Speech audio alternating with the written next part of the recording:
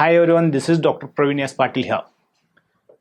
Being a diabetic patient, or else if you are thinking of control the sugar level, even though if you are not taking direct sugar like sugar in a tea, coffee or jaggery or sweet items, cake, etc.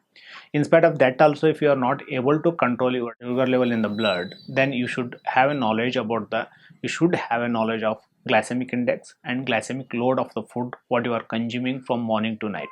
What is that?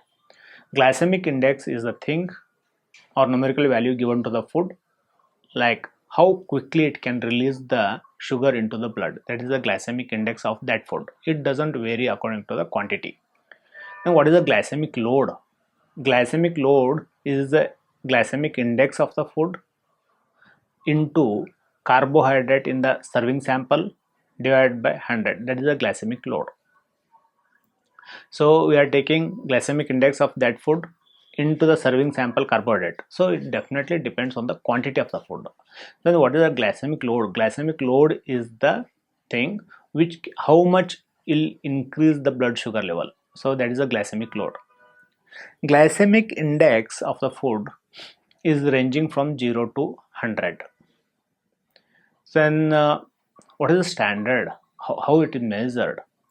Sugar or glucose is considered as the quickly delivering or as a standard to measure the other food glycemic index. So glucose is considered as the glycemic index having 100. In comparison to this, or in considering this is the standard unit, so other food items numerical value or the index is given for them. Jowar has a glycemic index of 62, rice has a glycemic index of 75, and beans and all, they are having very less glycemic index. Egg, fish, they have almost zero glycemic index. Meat, poultry, these are having less glycemic index. Anything which has a glycemic index less than 55 is considered as a good. 55 to 70 is moderate, and anything more than 70 is bad for the diabetic diet. Beans, soya, egg, poultry, meat, these are having the glycemic index less than 55, and basmati rice has a glycemic index between the 55 to 70, and the small rice has the glycemic index more than 70. And what is the glycemic load? As I told, is dependent on the glycemic index and the amount of the food what we consume. So this is the glycemic load between 0 to 10 is good, 10 to 20 is moderate, and anything more than 20 is not good for the diabetic sugar control.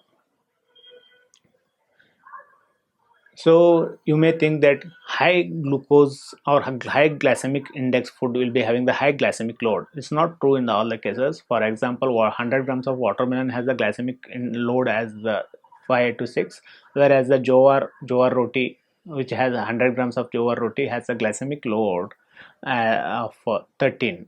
Whereas the glycemic index of the watermelon is 75, 72, and jowar is the glycemic index is 62. In spite of that also, there is a variation in the glycemic load because of the not only the sugar level, in 100 grams of watermelon, the amount of the water will be more, hence it is not having that much of glycemic load. Hence, whatever we take from morning to evening, we should try to calculate the glycemic load of that food. And from morning to evening, whatever we take, altogether the glycemic load should not exceed more than 100. So I'll give an example. Glycemic load of wheat bread or wheat chapati, so that is between 13 to 25, and 100 grams of small seed rice is 25. So in that way we have to calculate and decide the glycemic load of on the patient. This is about the glycemic index and glycemic load. If you like this video, then kindly press the bell icon and forward to the needed people. Thank you.